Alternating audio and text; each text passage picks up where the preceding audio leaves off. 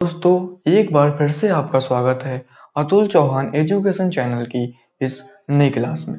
तो आज की इस क्लास में हम बहुपद यानी पॉलिनोमियल्स के बारे में बिल्कुल बेसिक से डिस्कस करने वाले हैं। हम बहुपद के हर एक कॉन्सेप्ट को बिल्कुल डीपली से कवर करने वाले हैं।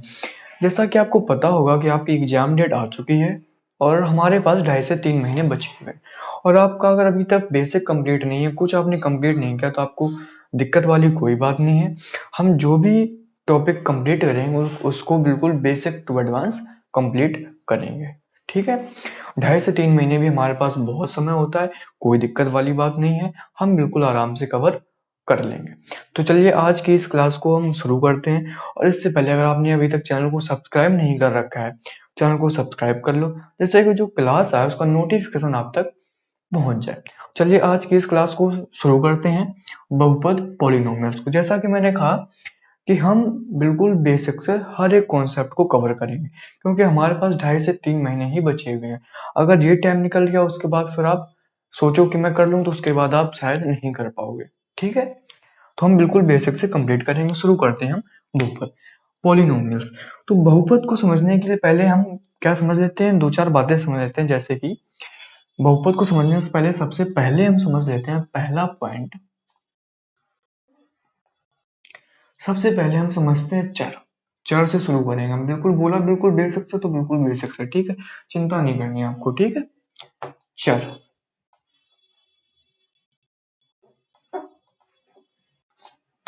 सबसे पहले बात आती है कि चर क्या होते हैं और दूसरी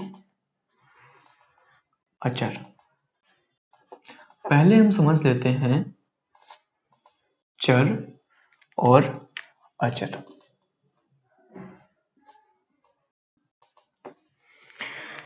तो जो चर राशि होती है और जो अचर राशि होती है, जो चर राशि होती है हम कह सकते हैं वो राशि जिसका मान स्थिति के अनुसार बदलता रहता है उसे हम बोलते हैं चर। जैसे कि ए, बी, सी, एक्स, वाई, जेड, कुछ भी। ठीक है, हम समझते हैं। हमने क्या समझा कि जो चर राशि होती है ऐसी राशि जिसका मान स्थिति के अनुसार बदलता रहता है। जैसे मान लो आपने कई बार 9th मैथ्स तो आप पढ़ ही रहे हो, अभी हाई स्कूल में इस बार आए हो, 9th है, कहीं भी आपने पढ़ी होगी बीजगणित में, उसमें एक्स का मान कभी कुछ आ जाता है कभी कुछ आ जाता है, तो एक्स का मान बदलता रहता है ना। जैसे मान लो हम एग्जाम्पल से समझ रहे हैं, जैसे मान लो ये इक्वेशन दी है x माइनस 5 बराबर 10, एक ये और एक x प्लस का 10 बराबर 50। ये दो समीकरण दिए हुए, हमें इसमें x की वैल्यू फाइंड करनी है, इसमें x का मान निकालना है और इसमें भी x का मान निकालना है। तो हम क्या करेंगे, x बराबर ये 10 है, 5 को इधर लाएंगे प्लस में हो जाएगी 5 और x का मान आ गया 15। और इसमें देखते हैं हम x बराबर हो जाएगा यह 50, 10 को इधर लाएंगे तो माइनस का हो जाएगा 10, x बराबर हो जाएगा 50 माइनस 10 40। अब आप देखो इधर x का मान 15 आ रहा है और इधर x का मान 40 आ रहा है, ये किस पे डिपेंड कर रहा है, समीकरण पे। वही मैंने बात कही कि जो चर राशि होती है वो किस पे, स्थिति पे डिपेंड करती है। यानी जो चर राशि होती है उसका मान स्थिति के अनुसार बदलता रहता है, उसे हम चर राशि बोलते हैं। और कैसे बदलता रहता है वो भी हमने समझ लिया। ठीक है, तो चर राशि हम समझ गए, जिसका मान, ऐसी राशि जिसका मान स्थिति के अनुसार बदलता रहता है उसे हम बोलते हैं चर राशि। अब हम समझते हैं अचर। अचर राशि वो होती है जिसका मान स्थिति के अनुसार नहीं बदलता है, या फिर हम ये कह लें कि ऐसी राशि जिसका मान कभी नहीं बदलता, उसे हम बोलते हैं अचर राशि। जैसे मान लो 1, 2, 5, 15, 75 आदि। ठीक है, ये सब संख्याएं क्या है, ये है अचर राशि। अब जैसे मान लो 15 है, 15 को आप इस समीकरण में यूज कर रहे हो, हाँ जैसे हाँ 10 है मान लो, 10 कॉमन मिल गया। 10 को आप इस समीकरण में यूज कर रहे हो तब भी 10 की वैल्यू 10 है, आप इस समीकरण में यूज कर रहे हो तब भी 10 की वैल्यू 10 है, यानी 10 का मान चेंज नहीं हो रहा है। तो वही कहने का मतलब कि ऐसी राशि जिसका मान कभी नहीं बदलता। आप इसको 2, 5, 15 जो ये वैल्यू आप किसी भी सवाल में कहीं भी कुछ भी करो, इनका मान नहीं बदलेगा। ऐसा तो है नहीं किसी समीकरण में कहीं यूज कर रहे हैं हम 5 का मान 5 है, कहीं 6 आ रहा है, कहीं कुछ ऐसा तो नहीं होता है ना। तो ऐसी वैल्यू जिसका मान समय के अनुसार, जिसका मान कभी नहीं बदलता उसे हम अचर बोलते हैं, और जिसका मान स्थिति के अनुसार बदलता रहता है उसे हम बोलते हैं चर राशि। तो हमने अभी क्या सीखा? अभी हमने चर सीख लिया और अचर सीख लिया, 2 बातें सीख ली। अगर आपको समझ में आ गई हो तो आप एक बार कमेंट करके जरूर बताइए। क्लास सही लग रही हो क्लास को लाइक कर दीजिए, ठीक है। अब इसके बाद तीसरी बात आती है, हमने चर समझ लिया, अचर समझ लिया, अब हम समझते हैं बीजीय व्यंजक। ठीक है, बिल्कुल बेसिक से कवर करना है। इसके बाद जब हम एक्सरसाइज करेंगे ना तब आप देखना, तब आपको जो कॉन्सेप्ट करें ना तब आपको समझ में आएंगी सारी बातें, ठीक है। अभी कोई बात नहीं, समझ ले रहे हैं आप, लास्ट तक बने रहिए, आपको सारी बातें एकदम क्लियर हो जाएंगी। आप एक्सरसाइज करिएगा, आपको खुद में खुद समझ में आ जाएगा, ठीक है, सारी बातें। इसके बाद हम क्या समझते हैं बीजीय व्यंजक। ऐसा नहीं आपको एग्जाम में ये नहीं पूछेगा चर क्या होता है, अचर क्या होता है, लेकिन समझना जरूरी है। एक्सरसाइज में जो सवाल है उसके लिए हमें समझना जरूरी है, ठीक है। तो हम समझ लेते हैं बीजी, इसके बाद हम समझते हैं बीजी व्यंजक। बीजी व्यंजक, हमने चर समझ लिया, अचर समझ लिया, हम समझते हैं बीजी व्यंजक। तो जो ये चर राशि होती हैं और ये अचर राशि, चर राशि हो गई और ये अचर राशि। तो जब हम चर राशि और अचर राशि को मूल संक्रियाओं के साथ व्यक्त करते हैं, आपको लिखना है तो लिख लीजिए। जब हम चर राशि और अचर राशि को मूल संक्रियाओं के साथ व्यक्त करते हैं तो उसे हम बोलते हैं बीजीय व्यंजक। जैसे आप समझे नहीं, हम फिर से समझें। जब चर और अचर राशि को मूल संक्रियाओं के साथ व्यक्त किया जाता है तो उसे हम बोलते हैं बीजीय व्यंजक। आपको मूल संक्रिया नहीं समझ में आ रही होंगी, तो ये होती है मूल संख्या, जोड़ना, घटाना, गुणा करना, भाग करना, इन्हें हम बोलते हैं मूल संक्रियाएं। तो जब हम चर और अचर राशि को मूल संक्रियाओं के साथ लिखते हैं, व्यक्त किया जाता है, उसे बोलते हैं बीजीय व्यंजक। और इसका जो बीजीय व्यंजक, जैसे मान लो एग्जाम्पल हम समझ रहे हैं, जैसे मान लो हो गया 2x, 2 क्या है? अचर है, x क्या है? चर है। तो हमने 2x को साथ में लिख दिया तो ये क्या हो गया? ये हो गया हमारा बीजीय व्यंजक। इनके बीच में अगर हम देखें कौन सी मूल संख्या है? गुणा है, ठीक है। अब जैसे मान लो ये हो गया, इसके बाद हो गया 3x प्लस 5, ठीक है। तो ये 3 क्या है? अचर है। 5 क्या है? अचर है। 3x क्या है? चर है। तो ये भी क्या हो जाएगा? बीजीय व्यंजक हो जाएगा। अब जैसे मान लो 2x की पावर 1/2 प्लस 5, ये भी क्या है? में बीजीय व्यंजक है। अब जैसे मान लो हो गया 2 हाँ x की पावर -4 अपॉन में 8, तो ये भी क्या हो गया? ये भी हमारा बीजीय व्यंजक है।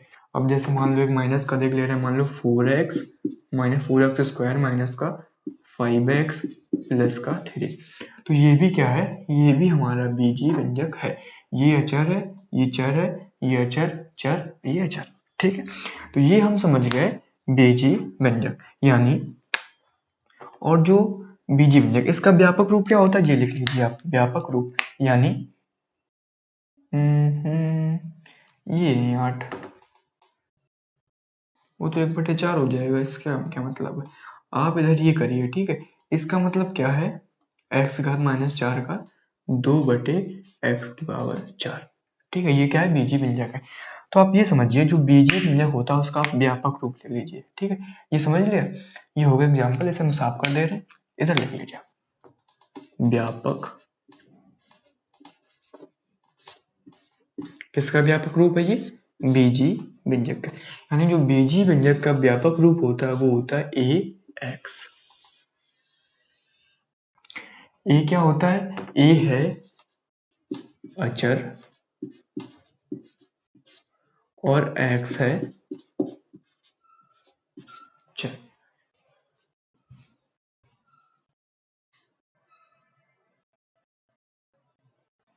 ठीक है, ए है अचर और एक्स है चर। ठीक है, ये हो गया। तो हमने क्या समझ लिया? ए एक्स का मतलब जैसे मान लो ये है 2 अपॉन में एक्स पावर 4, लेकिन इसका व्यापक रूप क्या होता है? ए एक्स, यानी हमें एक्स की पावर 4 को कहाँ ऊपर लेके जाना पड़ेगा। इसे हम कैसे लिख सकते हैं? इसे लिख सकते हैं 2x की पावर माइनस की 4। तो ये हमारा बीजी व्यंजक हो गया। तो हमने क्या समझ लिया? हमने चर समझ लिया, अचर समझ लिया और बीजी व्यंजक समझ लिया, बीजी व्यंजक का व्यापक रूप समझ लिया। अब बारी आती है बहुपद की। अब हम समझते हैं बहुपद को। हमने बेस क्लियर कर लिया अपना, अब हम इसके बाद समझते हैं बहुपद। ठीक है, ये हम रफ कर दे रहे हैं। अगर आपको स्क्रीनशॉट लेना, आप स्क्रीनशॉट ले लीजिए। ठीक है, चर हो गया, अचर हो गया। अब हम समझते हैं बहुपद।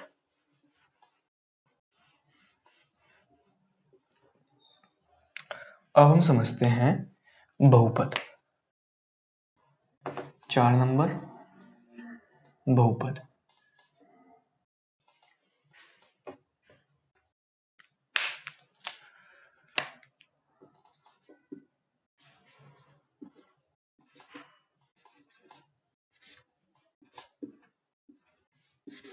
बहुपद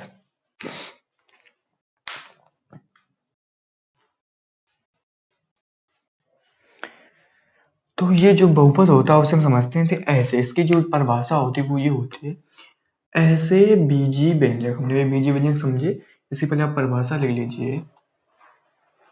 ऐसे बीजी व्यंजक जिनमें चर की घात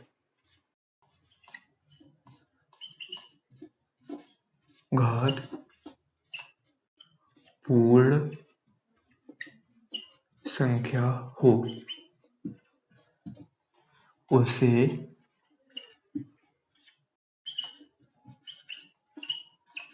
बहुपद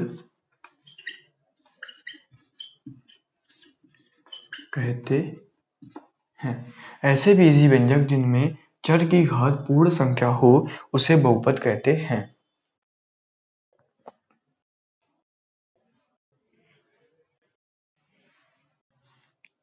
बहुपद कहते हैं। तो ये हो गया। अब आपको जैसे पूर्ण संख्या, तो आपको पता होगी पूर्ण संख्या क्या होती है? पूर्ण संख्या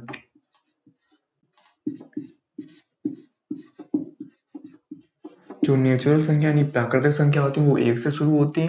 जो पूर्ण संख्या होती है 0, 1, 2, 3 डॉट डॉट डॉट, ये होती है पूर्ण संख्या। यानी जो चर होते हैं, एग्जाम्पल जो बीजी व्यंजक होते हैं उनमें जो चर है, चर आपको पता है ना, बता दिया अभी। उनमें जो चर है उसकी घात हमेशा पूर्ण संख्या होनी चाहिए। ठीक है, और पूर्ण संख्या क्या होती है? 0, 1, 2, 3। जैसे मान लो एग्जाम्पल से समझते हैं हम, 2x स्क्वायर। इसमें 2 क्या है? अचर है। x क्या है? चर है। तो चर से हम, अचर से हमें कोई मतलब नहीं, हमें देखनी है जो चर है, चर की घात पूर्ण संख्या हो। तो इसमें चर की घात क्या है? चर की घात है 2, और 2 क्या है? 2 एक पूर्ण संख्या है। तो हम बोल देंगे जो ये बीजी व्यंजक है वो क्या है? बहुपद है। अब दूसरा हम देखेंगे। जैसे मान लो 2x स्क्वायर प्लस का 5x प्लस का 3। तो यहाँ पर देखिए x की कितनी पावर है? 2, 2 एक पूर्ण संख्या है। यहाँ पर x की कितनी पावर है? 1, x एक 0, 1 1 पूर्ण संख्या। यहाँ पर असल जो 3 लिखा होता है इसमें ऐसा लगा होता है 3x⁻0 और x की पावर 0 का मान 1 होता है तो हम 3 लिख सकते हैं, ठीक है। और 0 भी क्या होती है, पूर्ण संख्या होती है। तो हम बोलेंगे जो ये बीजी व्यंजक है ये भी क्या है, बहुपद है। अब जैसे मान लो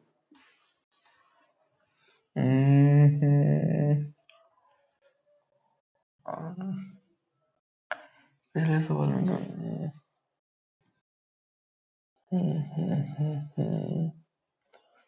क्या था,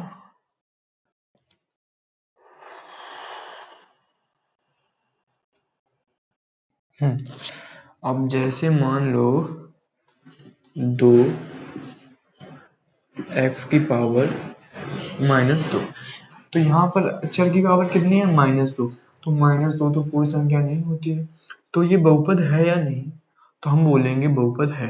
पूछो कैसे, हमने अभी डिस्कस किया था जो बीजी व्यंजक होता है उसका व्यापक रूप क्या होता है, ax, यानी हमें x को कहाँ लेके जाना है, ऊपर लेके जाना है। जब हम x को ऊपर लेके जाएंगे तो हो जाएगा 2, x की पावर -2 है, ऊपर जाएंगे प्लस की हो जाएगी 2x स्क्वायर, तो ये 2 क्या है, पूर्ण संख्या है, तो ये भी क्या होगी, एक बहुपद होगा।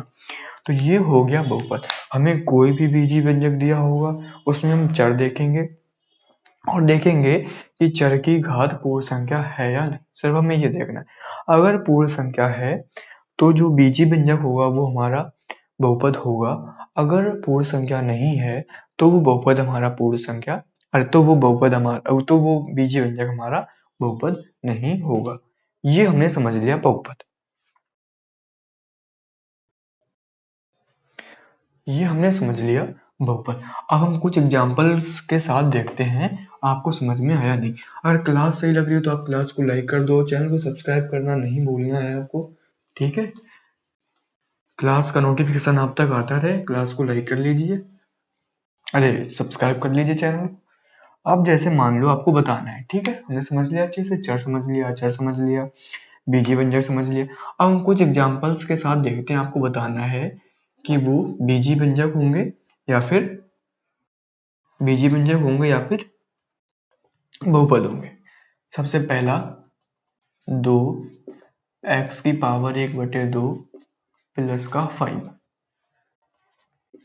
दूसरा 3x² प्लस का 4x माइनस का 3,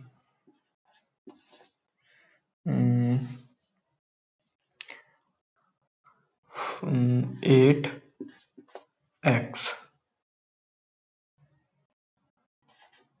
4 नंबर में 10,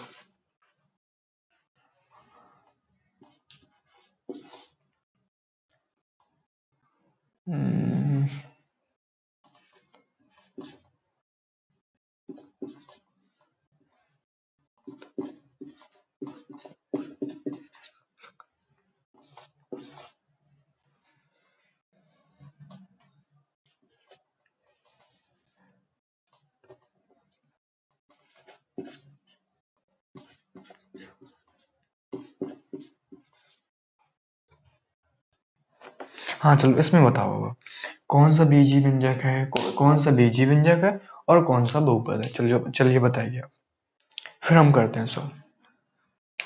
अब हम देखते हैं हमें क्या देखना है, हमें सिर्फ देखना है चर और उसकी घात। इसमें चर क्या है, x, x की पावर कितनी है, 1/2, तो आपको पता है 1/2 पूर्ण संख्या होती है। अगर आपको लगे, थोड़ा सा भी लग रहा हो कि 1/2 पूर्ण संख्या होती है, तुरंत कर दीजिए कि हाँ ये बहुपद है। अगर आपको कहीं भी दिक्कत आ रही है, आपको समझ में आ रहा है थोड़ा सा भी कि 1/2 पूर्ण संख्या नहीं होती है, तो आप करिए कि ये क्या है, बीजी व्यंजक है, यानी कि बहुपद नहीं है, क्योंकि चर की घात क्या है, 1/2, तो ये क्या है, बीजी व्यंजक है। अब आप इसमें देखिए x की पावर कितनी है, 2, इधर x की पावर 1, इधर x की पावर 0, तो 0 1 2, 0 भी पूर्ण संख्या होती है, 1 भी पूर्ण संख्या होती है और 2 भी पूर्ण संख्या होती है, ठीक है। तो ये क्या हो गया, ये हो गया हमारा बहुपद।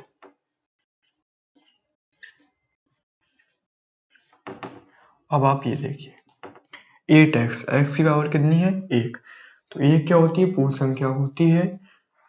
तो ये भी क्या हो जाएगा हमारा, ये भी हो जाएगा बहुपद। फिर आपको देखना है ये 10। कहीं को लगता है कि बहुपद जो होता है वो क्या होता है, जिसमें एक से अधिक पद हो, यानी जो 10 होता है होगा उसे आप बीजी व्यंजक कर दोगे, यानी बहुपद नहीं है। तो ऐसा कुछ नहीं है, हमें सिर्फ चर की घात देखनी है। इधर क्या है, इधर में लिखा होता है सब एक्स की पावर 0। अब ये नहीं समझना सब में एक्स है तो एक्स, वो भी हम आगे समझेंगे, कोई बात नहीं, अपन नहीं रहने दो। एक्स की पावर 0। 0 क्या होती है, पूर्ण संख्या है, तो ये भी क्या होगा, बहुपद है।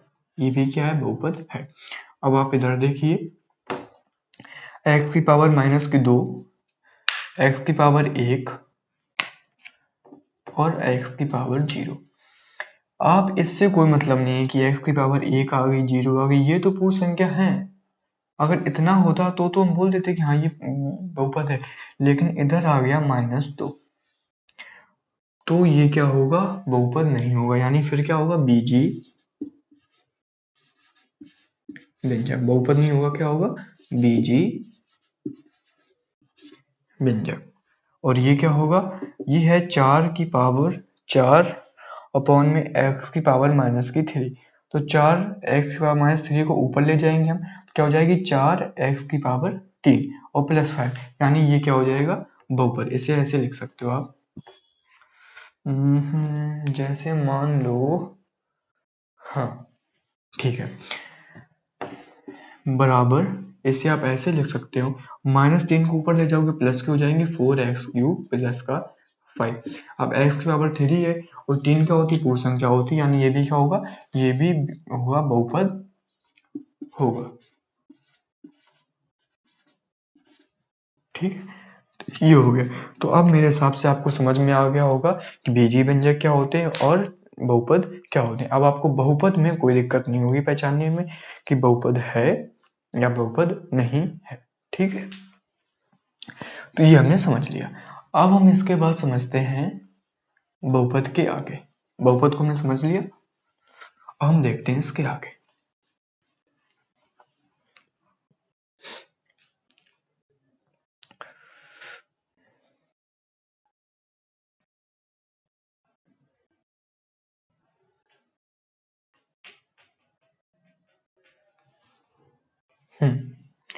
अब एक एग्जाम्पल से अब हम समझते हैं बहुपद के गुणांक।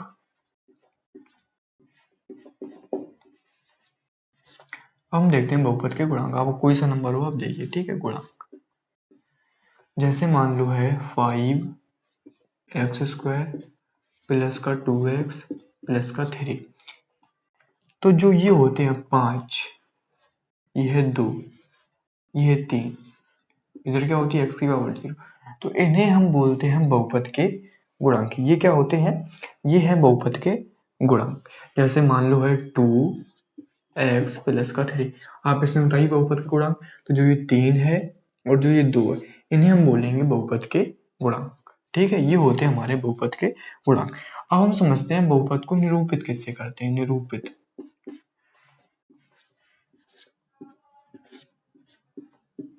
बहुपद को निरूपित किससे करते हैं, जैसे मान लो, अब चर जैसे मान लो इधर है 5x² प्लस का 2x प्लस 3x 0।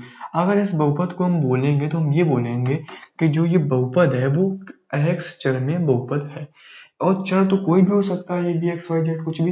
यानी अगर हम इसको ऐसे लिख दें 5y² प्लस का 2y प्लस का 3y की पावर 0, तब भी ये बहुपद है। लेकिन जो ये बहुपद है आप किसमें, चर y में बहुपद है। ठीक है, तो मतलब चर की जगह कुछ भी हो सकता है। ठीक है, ये हम समझते हैं, ये हो गया।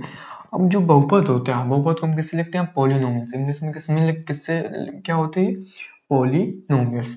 तो हम इसका ले लेते हैं p। ठीक है, ये हो गया p। और बहुपद जिस चर में होता है उसको हम लिख देते हैं कोष्टक में, ये होगा px। अब px बराबर हम लिख देंगे 5x² प्लस का 2x प्लस का 3।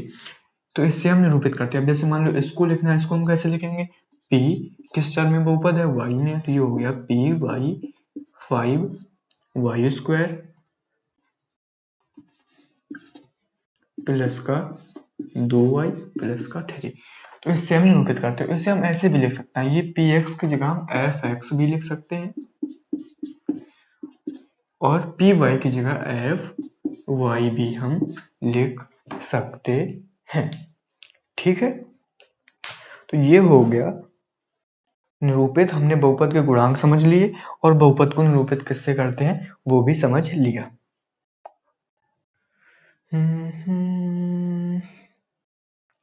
ठीक है, ये हो गया। तो हमने गुणांक भी समझ लिया और निरूपित भी किससे, चर की जगह कुछ भी हो सकता है। ठीक है, एक्स वाई जेड। अगर मान लो y की जगह होता है w, तो हम इसे किससे लिखते हैं, पी डब्ल्यू से, और एफ डब्ल्यू से भी लिख सकते थे। तो हमने बहुपद को समझ लिया, बहुपद के गुणांक समझ लिए, बहुपद को निरूपित किससे करते हैं वो समझ लिया, और उससे पहले चर अचर और बीजीय व्यंजक को समझ लिया। अब हम समझते हैं, ये हमारा पूरा बेसिक कंप्लीट हो गया। अब हम देखते हैं बहुपद का मानक रूप। हम देखते हैं बहुपद का मानक रूप समझते हैं। अगर आपको कहीं भी दिक्कत आ रही तो आप एक बार कमेंट करके जरूर बताइए। ठीक है, अब हम समझते हैं बहुपद का मानक रूप। बहुपद का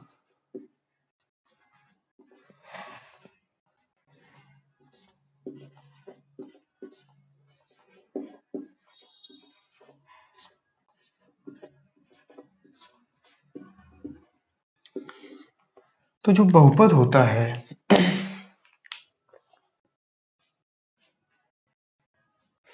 जो बहुपद का मानक रूप होता है, जो बहुपद होता है उसमें जो एक्स चर राशि होती है, चर राशि की जो घातें होती हैं उनको हमेशा या तो बढ़ते क्रम में, यानी उनको हमेशा या तो आरोही क्रम में लिखना होता है या फिर अवरोही क्रम में लिखना होता है। आरोही अवरोही तो पता होगा ना आपको। आरोही मतलब या तो बढ़ते क्रम में और अवरोही मतलब या तो घटते क्रम में। जैसे मान लो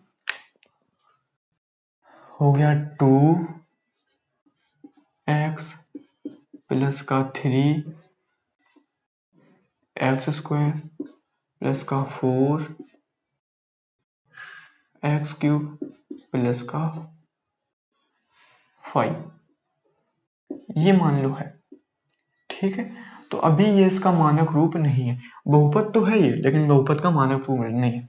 तो आपको क्या करना है, जो ये चर राशि या तो इनके बढ़ते क्रम में लिख दो या फिर इन्हें घटते क्रम में लिख दो। इसमें अगर हम घटते क्रम में लिखते हैं क्या होती है, सबसे बड़ी घात कौन सी है, 3। तो हम सबसे पहले लिखेंगे 4x क्यूब, उसके बाद फिर क्या है 3x स्क्वायर, उसके बाद 2x प्लस 5। तो ये हो गया बहुपद का मानक रूप। आप इसे ऐसे भी लिख सकते हो बढ़ते क्रम में, पहले 5 फिर 2x फिर 3x स्क्वायर फिर 4x क्यूब। तो ये हो जाएगा बहुपद का मानक रूप। मानक रूप का मतलब क्या होता है, जो चर राशि होती है, चर राशि की घातों के आरोही क्रम या अवरोही क्रम में लिखा जाता है बहुपद को। ठीक है, तो ये हो गया हमारा बहुपद का मानक रूप। अब हम आज की क्लास को यहीं तक रखते हैं। हमने सबसे पहले बेसिक से बिल्कुल कंप्लीट किया। ठीक है, हमने सबसे पहले चर समझा, उसके बाद अचर, उसके बाद बीजीय व्यंजक, उसके बाद फिर हमने बहुपद को समझा, फिर बहुपद के बारे में हमने समझा, फिर उसके बाद हमने बहुपद के गुणांक समझे और फिर बहुपद को निरूपित किससे करते हैं वो समझा, फिर उसके बाद हमने बहुपद का मानक रूप समझा। तो आज की इस क्लास को हम यहीं तक रखते हैं और अगली क्लास में हम समझेंगे बहुपद के प्रकार, टाइप्स ऑफ पॉलिनोमियल। ठीक है, और ये क्लास आपको कैसी लगी वो आप एक बार जरूर बताइए, और क्लास सही लगे तो क्लास को लाइक कर दो। चैनल को सब्सक्राइब नहीं कर रखा है, चैनल को सब्सक्राइब कर लो, जिससे कि जो क्लास है उसका नोटिफिकेशन आप तक पहुंच जाए। जैसे कि मैंने पहले भी चर्चा की कि 2.5 से 3 महीने बचे हुए हैं आपको टेंशन नहीं करनी। जैसे मान लो अभी हम बेसिक्स कर रहे हैं, अभी करते रहेंगे, जैसे में लगेगा वैसे वन शॉट में भी हम क्लास अपने टॉपिक को कवर कर लेंगे। ठीक है, तो आपको टेंशन नहीं करनी कि 2.5 से 3 महीने बचे हैं, अब कैसे क्या होगा। हम ये भी मैथ्स भी अपनी आराम से कवर कर लेंगे और इसके बाद अनसॉल्व पेपर भी लगा लेंगे। टेंशन बिल्कुल नहीं लेनी। ठीक है, टेंशन लेके होता भी नहीं है कुछ। आपको टेंशन नहीं लेनी, बस आपको डेडिकेशन के साथ आप पढ़ाई करनी।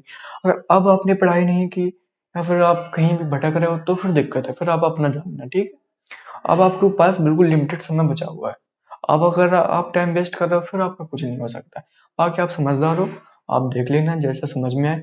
और आपको अगर मेरे जैसे जो मैं समझा रहा हूँ समझने में अगर आपको कहीं दिक्कत आ रही है तो आप ज़रूर बताइए, या फिर मैं स्लो पढ़ा रहा हूँ या फिर तेज़ी से बता रहा हूँ, स्पीड से बता रहा हूँ, फिर कुछ स्किप कर रहा हूँ या कुछ भी, ऐसा कुछ होगा नहीं मेरे हिसाब से। लेकिन फिर भी आपको अगर कुछ भी दिक्कत लग रही है तो आप ज़रूर बताइए। अगर कोई दिक्कत नहीं लग रही है, आपको समझ में आ रहा है कि सामने वाला मेहनत कर रहा है, हमारे लिए कुछ कर रहा है, तो आप प्लीज़ चैनल को सब्सक्राइब कर लीजिए और कमेंट में ज़रूर बताइए, ठीक है? और चलिए फिर मिलते हैं अगली क्लास में। आज की इस क्लास को यहीं तक रखते हैं। मिलते हैं अगली क्लास में।